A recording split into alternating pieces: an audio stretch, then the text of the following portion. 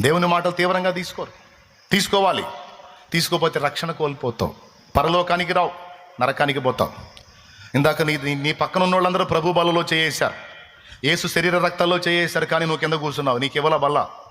ఎందుకో తెలుసా? నువ్వు ఇంకా పాపాలు కడుక్కోలా, పాపిగానే ఉన్నావు. అవి కడుక్కుని పరిశుద్ధపరచబడితే అప్పుడు నీకు కూడా ఆయన శరీర రక్తాలు వస్తాయి. నా శరీరమును తిని నా రక్తము త్రాగువాడే నిత్య జీవం గలవాడు అన్నమాట అప్పుడు నెరవేరిద్ది.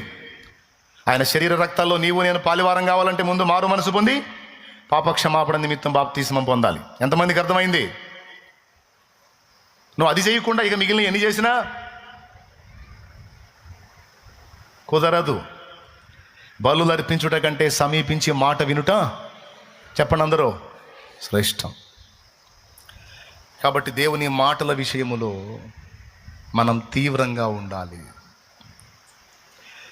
దేవుని మాటలు నెరవేర్చే విషయం